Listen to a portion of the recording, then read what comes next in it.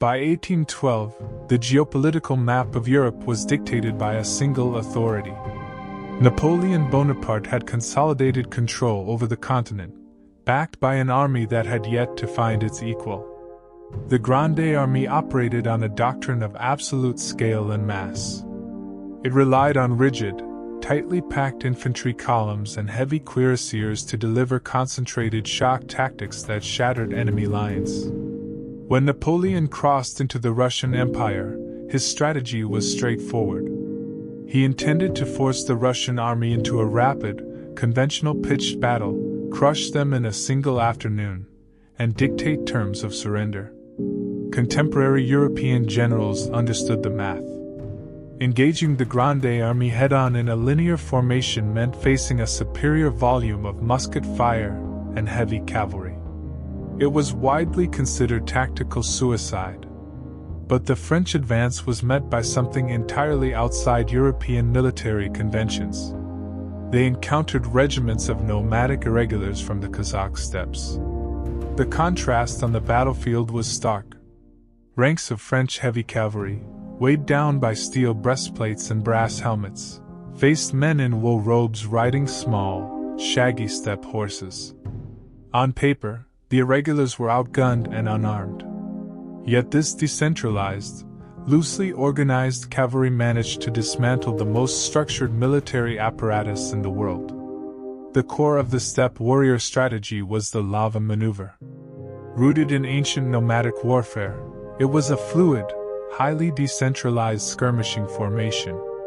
When French infantry formed wide lines to maximize musket fire, scattered irregulars snapped together into a dense column, punching through the center.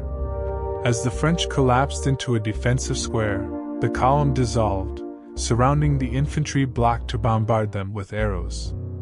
A rigid military structure relies on the enemy playing by geometric rules. When an opponent refuses to hold a fixed shape, that highly structured firepower is entirely neutralized. This fluid battlefield presence supported a wider strategy known as the wasp doctrine.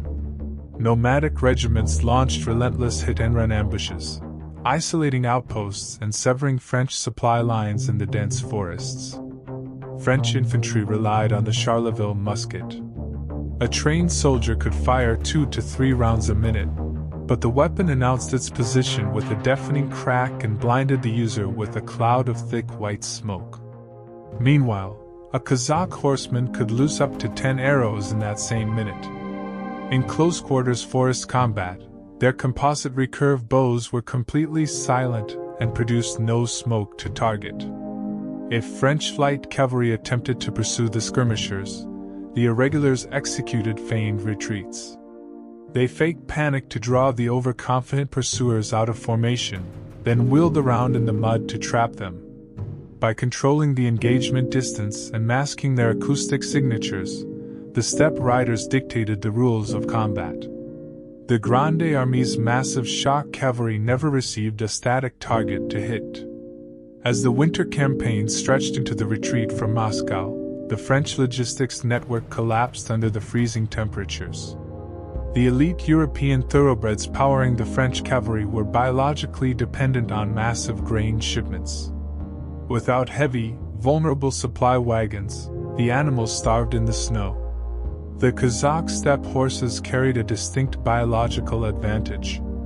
Adapted to extreme winters, they were instinctively able to dig through deep snowdrifts with their hooves to forage for frozen grasses.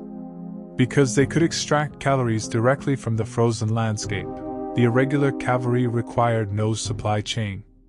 They operated indefinitely deep behind French lines, fully self-sufficient. When formal logistics shatter, ecological autonomy replaces raw firepower as the most lethal strategic asset. As the retreat accelerated, a deeply ingrained cultural fear began to grip the French ranks. Historians refer to this psychological phenomenon as the Atila Syndrome. European soldiers found themselves hunted by non-Slavic warriors in loose robes and pointed wool hats, firing arrows from horseback. It tapped directly into a residual, centuries-old terror of Eastern nomadic invasions. French commanders attempted to boost morale by describing the irregulars as wild, undisciplined barbarians. The propaganda backfired. Isolated garrisons became so paralyzed by dread that they surrendered before a single arrow was fired. The psychological toll amplified the physical battlefield defeats. Exhausted and terrified, the Grande Armée lost the basic structural cohesion required to defend itself.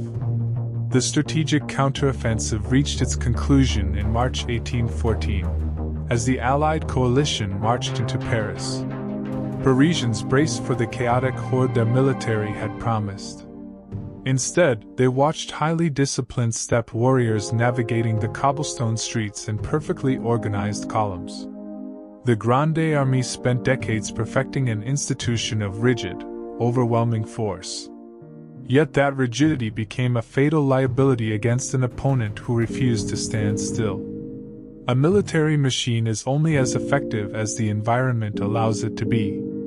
Agility, environmental adaptation, and absolute logistical self-reliance remain the true kings of the battlefield.